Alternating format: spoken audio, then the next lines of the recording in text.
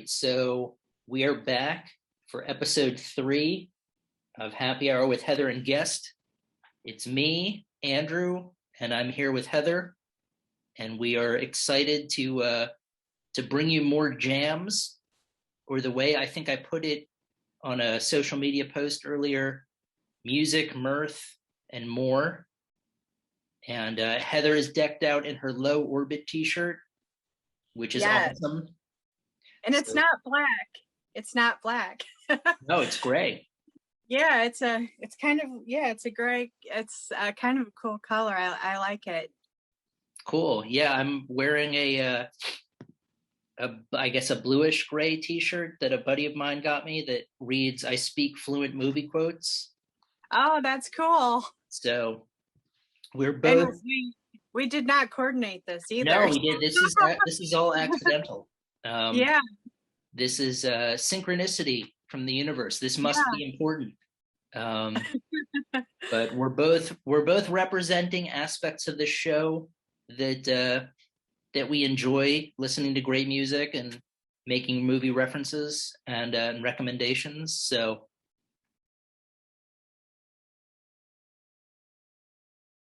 today on the list, let me go. I just want to see.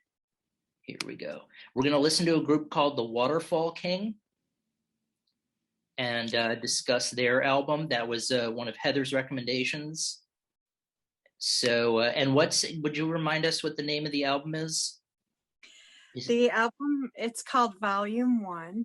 I was going to say that's what I thought, but I just wanted to double check. So Volume 1, please keep going. Yeah, it's Volume 1. And this is their debut album. So I kind of flipping the script here a little bit, because this is a new band and this is their debut. So I got kind of excited about it because I saw somebody posted about it on Twitter. So at Turbo KYA, thank you.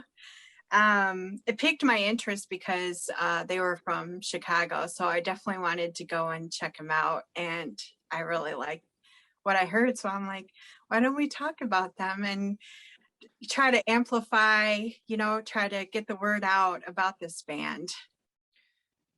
I certainly agree. And I think part of what we had gone into this project thinking was showcasing up and coming bands, or contemporary bands. So whether they have, 25 records under their belt or this is their first record, I think they sort of fit what we're trying to do. And of course, your taste has always been in my wheelhouse with regard to the music. So when you recommended a band, I was immediately excited to give them a listen. And as usual, to tease what we're going to talk about a little bit, they did not disappoint. So yeah, and this record was released on August 13th, and it is on Bandcamp. You can pick it up on Bandcamp, which I highly recommend everyone do because it's a good album. Yeah, the Waterfall King Volume 1 out of Chicago. I really enjoyed the entire album, and as usual, I thought we could go through it track by track. So the first track is called Filth. This one I wrote had sort of a Soundgarden or Alice in Chains feel to it if they had been more doom, like if you had put both of those bands through a doom generator. And then I wrote grungy, doomy vocals different. I don't remember quite what I meant by that, but yeah, that's where I stand. Grungy, doomy vocals different. Grungy, doomy. I think that's the catchphrase for this album. I think it might. Yeah. It certainly might be. I got the running Soundgarden, Alice in Chains, that sort of Pacific Northwest grunge band, but making it more doomy. That's the vibe that I got from the first track, Filth. So yeah, and this is like everything I love about doom. definitely one of my favorite genres. I love doom, and this is definitely what I love about doom: down tuned, low, flow, and with clean vocals, which I really enjoy. Yeah, they do mix it up a little bit every so often, but predominantly it's very sort of clean, articulated vocals. Um, but yeah, that was the debut track, Filth, and that's followed up by Crystal.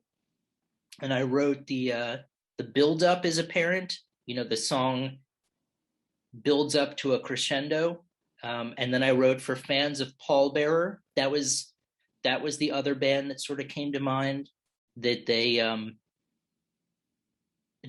were sort of in that doomy, grungy sort of funeral type wheelhouse. And I know I've used the phrase wheelhouse now twice, but that's fine. And then I noticed when I went to YouTube and I looked up the album, the majority of the comments were saying, suggesting for fans of Pallbearer, this is another band to check out. So it just confirmed my initial suspicions. Yeah, I'm very enamored with the vocals. I love how the song is arranged, and like you always like to say, it has all the elements. It does. Yeah, It yeah. does. Yeah, I think it's a definitely a complete song. It's got all the elements that you and I frequently talk about. And so far, I mean, just the first two tracks off the album are excellent. So it's a good indication that the album is going to be a really good one. And this is followed by a track called Vessel, which I wrote so far the hardest of the songs. Not in terms of you know the technical playing, but just probably the hardest sounding. Um, I also said it reminded me of the track From Beyond by Sleep, just with regard to kind of how it was constructed. And then I wrote that this is where some of the vocals became more like death metal vocals, where there was more growling involved, or screaming. But again, those were just sort of peppered in there. Yeah, I got a Black Sabbath vibe from this song. Okay, yeah. Yeah, I love it when it stops and starts again. Mm-hmm. Um, it's at a break, or it's not really a grand pause, but I guess it's a break. Is that what you call it? Yeah, I mean, I wish I could give you more clarification on some of the terminology, but I'm cool with saying break. Okay. If someone can please correct me what the proper term is for that, but I love it when the songs stop and then start again. This one does have harsher vocals. I am nothing but a vessel. You can ponder on the meaning of that for quite some time. Sure. Sure. Yeah. I mean, and that was the starting and stopping, the breaks. That's what led me to sort of make the comparison with From Beyond by Sleep, because that's very much similar in the beginning of the song. But yeah, so the first three tracks, excellent. I think we would all give them high marks. The fourth track was the surprise for me that you had suggested, because they do a cover of Something in the Way by Nirvana, which we included in the songs that got me through from the first episode. And this, I think I wrote the cover we all needed, made it their own. And then I wrote, just learned this was a debut album. So it wasn't until the fourth song that I realized that this was the first album that they made. Well, that's kind of a cool thing, because it doesn't sound like a debut album, not at No, all. it sounds really, they're definitely in the pocket when they're playing with each other. So Yeah, yeah. Um, yeah, Nirvana cover, one of my all-time favorite songs, you know, which we've discussed. Our love for Nirvana knows no bounds. Yeah, this was a song that got you through, and that's one of the reasons I chose this album too, because this because we've talked about Nirvana and this song, and it they happen to cover it on this album, which that's for you talk about synchronicity, and that I thought that was pretty cool.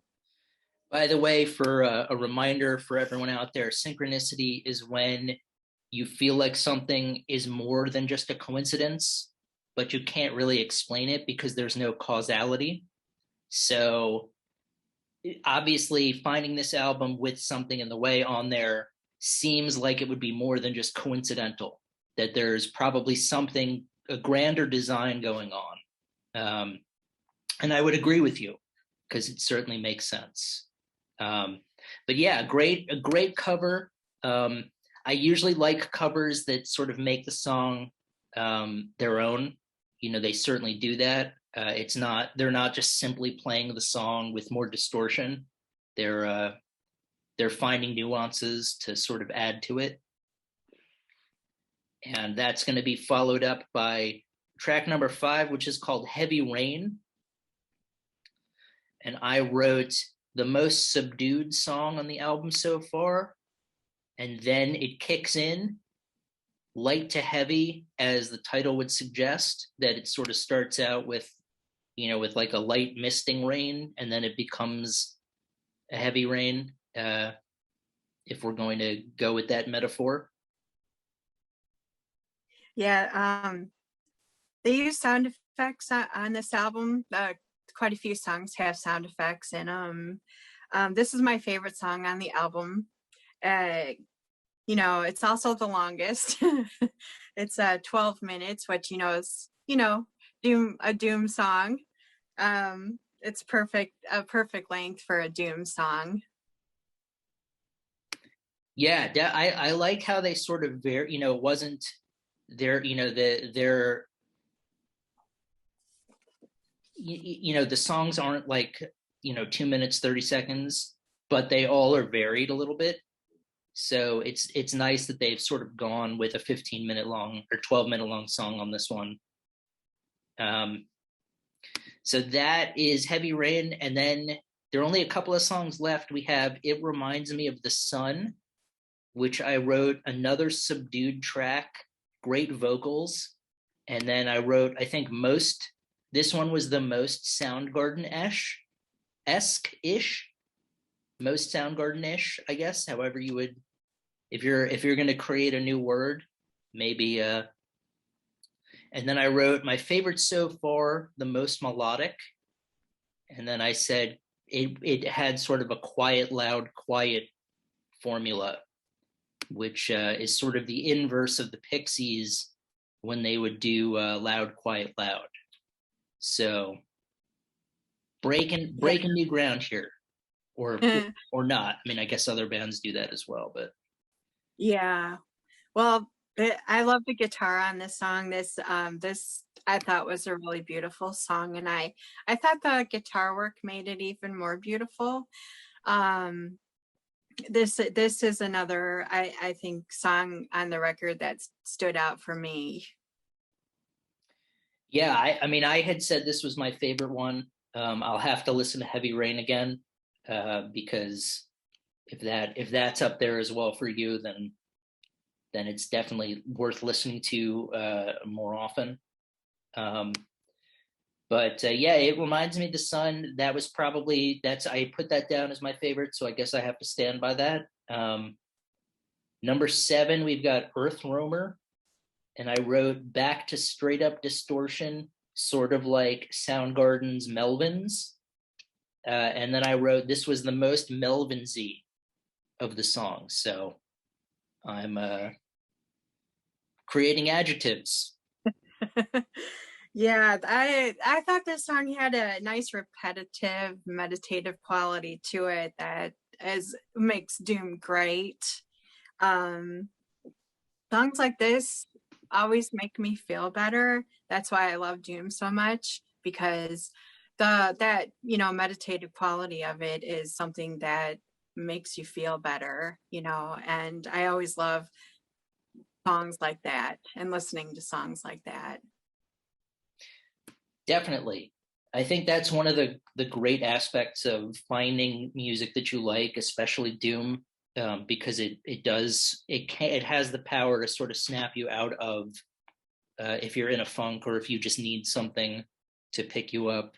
Um, that's one of the reasons why I'm attracted to the music. And then we've got the final song on the album, which is titled Droning, which I had said was another one of the kind of blending of Soundgarden Melvins. And, both of those bands are two of my favorites. So it would make sense that this entire album would be something that I'd be very high up on. Yeah, this great song to end the album. It has more samples and sound effects in it. It does have drone elements to it. This song, I think, this particular song is the whole enchilada you're getting here. Yeah, and there's another phrase for you. We're closing with the whole enchilada. It's got all the elements. Yep. So yeah, I would say both of us heartily endorse this album. It's on Bandcamp. You should definitely pick it up. And it's got everything that you might enjoy if you're a fan of Doom or any of the other descriptions we've used so far. Even when we've made up our own words. But yeah, this was an excellent choice. I have to give you kudos. Yes. So next time is our next episode is your choice, and so I'm looking forward to that too, seeing what you come up with. Thank you. Yeah, well, now the pressure's on. So but we can segue into the next category of music that got us through. Would you like to go first, or should I? Go for it. Okay, so I picked two songs by a musician named, I think I combined musician and named, by a musician named James McMurtry, who is more of a Americana singer-songwriter. So this is, I guess, back in 2014. I had just moved to Virginia. I was going to start teaching at a new gig, and basically I think I had been living in Asia for 2 years, so this was a big transition back. And my brother lived nearby at the time with his wife, so I was looking forward to spending more time with him. And one of the shows that we went to go grab dinner, and we saw a James McMurtry show, and I had never really listened to the music before or seen him play, but it was sort of nice. My brother's a huge fan, and it was sort of cool to get that bonding experience back, and listen to good music. And the two songs I picked, one of them is called Slewfoot, which is sort of like a storytelling song. I think it's about a bear. I don't think it's a metaphor. I think it's about like tracking and the exploits of this bear named Slewfoot. And then the second song is called Hurricane Party, which has one of my favorite lines ever, where he says, it's something like, "I don't want another drink. I just want that last one again."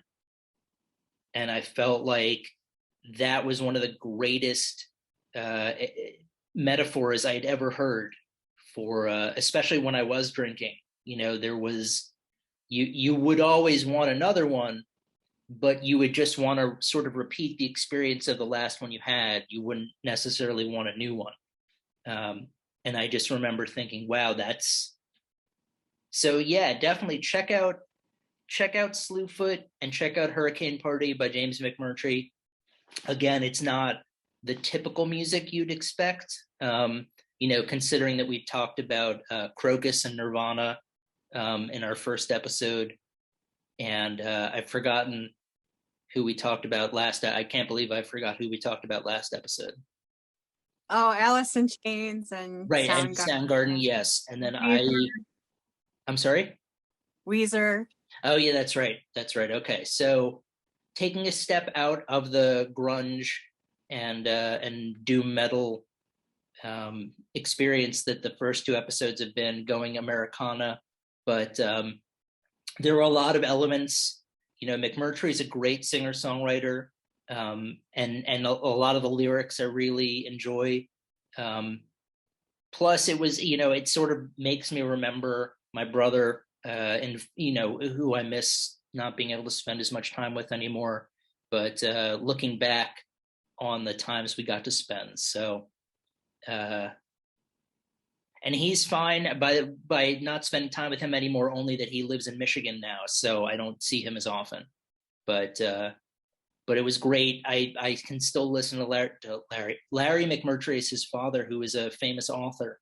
So I get to listen to James McMurtry, and I can have great memories of it.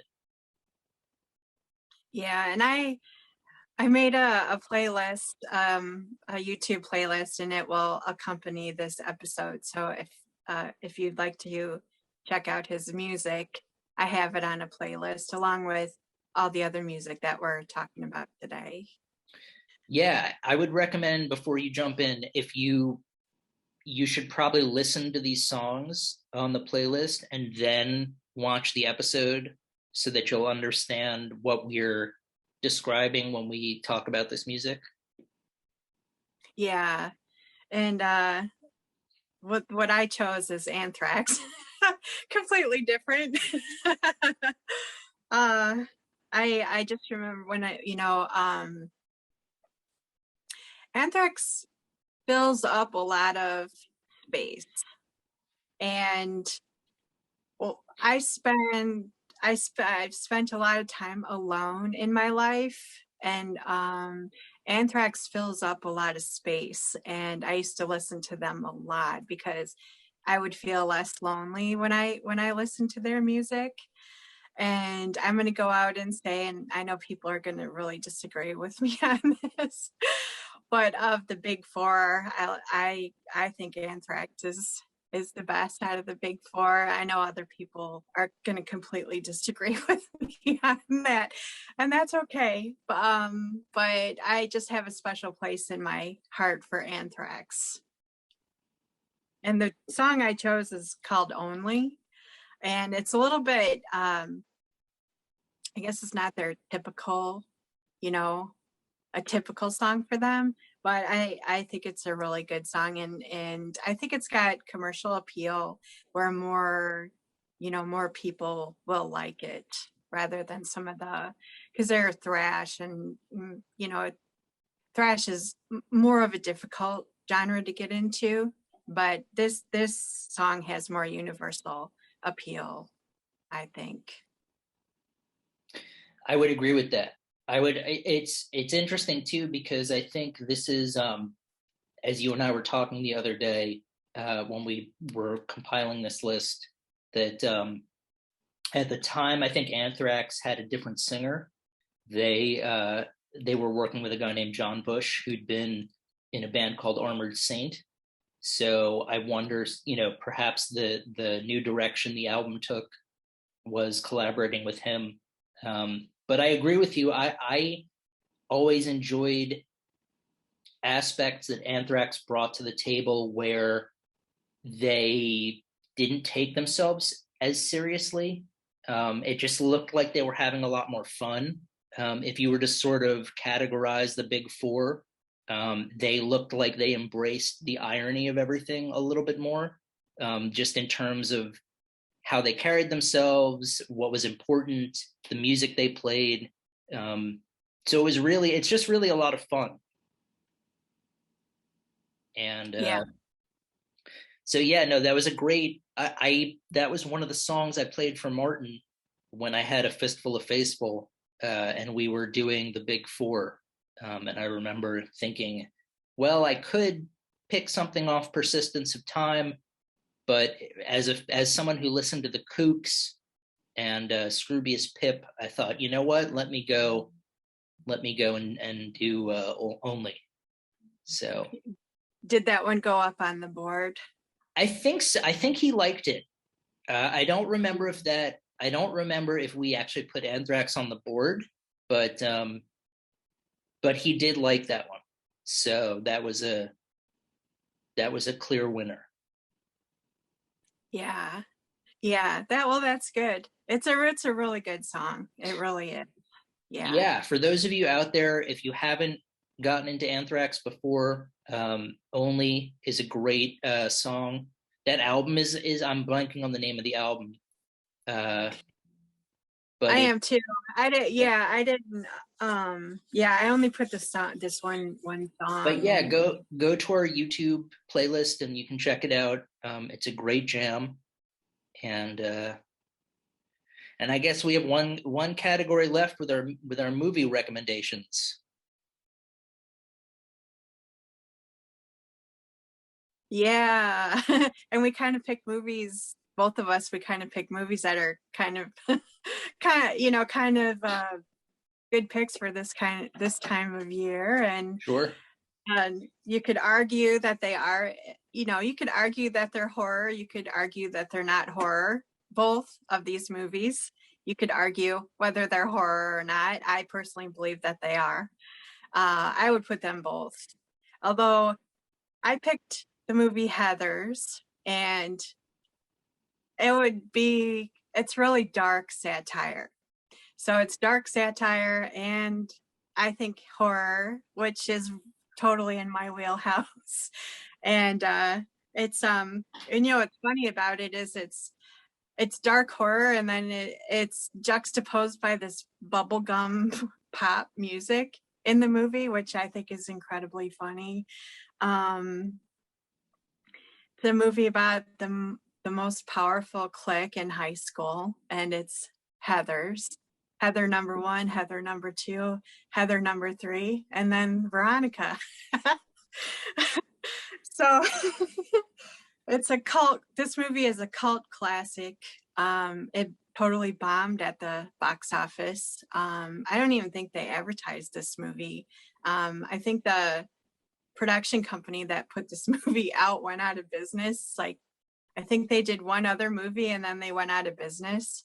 So this movie got no advertising, nothing, but now it's like this cult classic, and it, if you haven't seen it, I really recommend watching it. It's a great movie.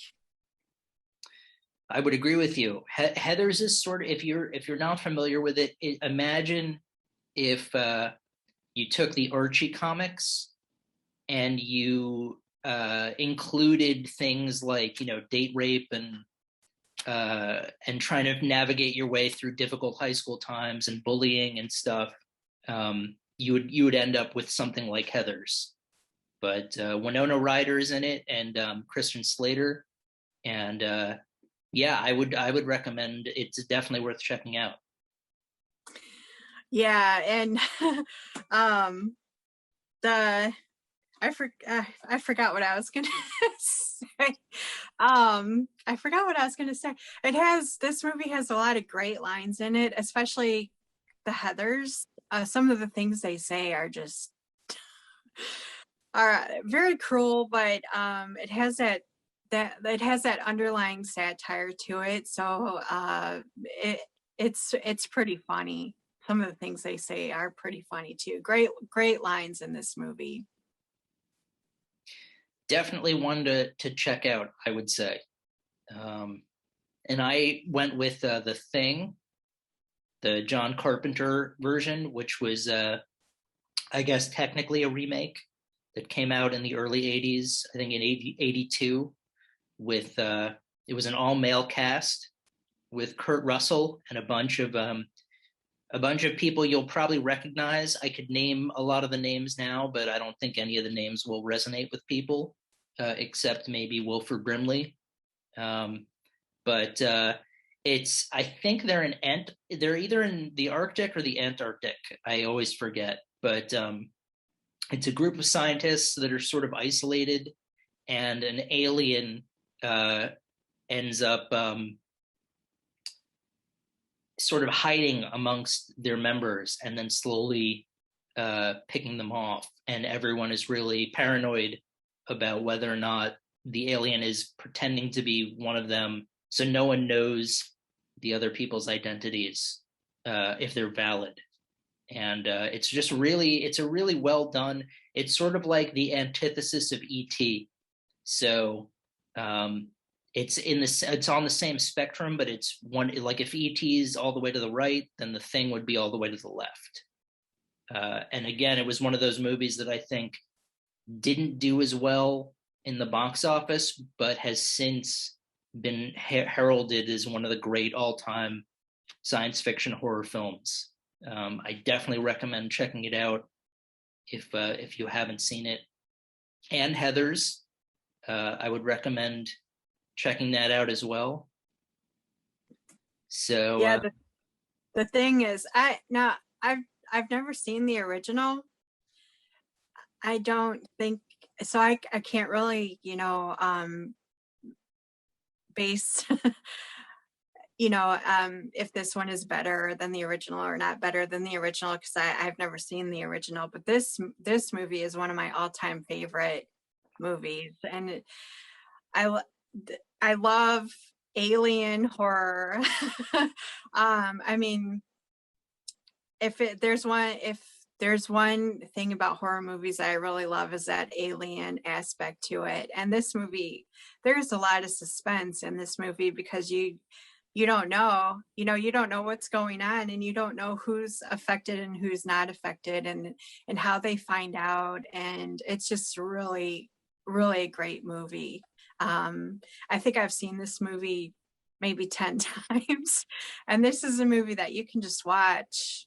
It doesn't matter how many times you watch it, you'll always pick out new things in this movie, and you'll never get tired of watching it.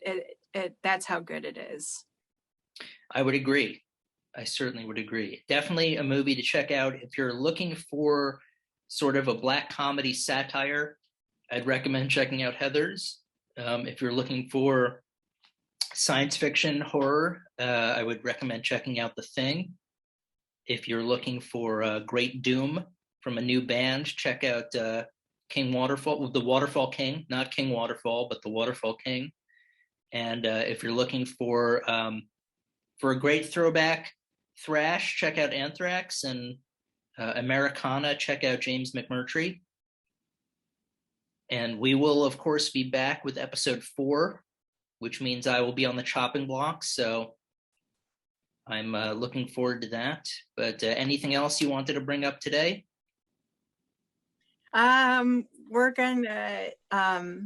We're gonna be speaking to some people, so we'll have supplemental.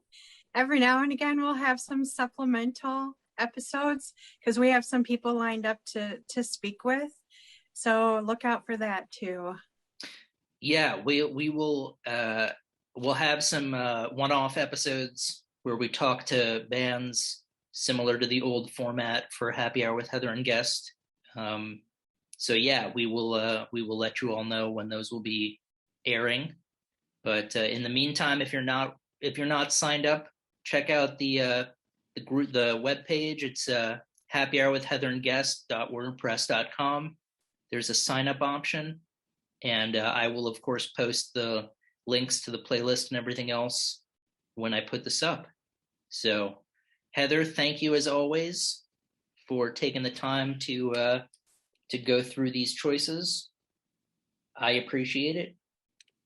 Yes, and thank you, to everyone who takes the time to either listen on the podcast or watch the video.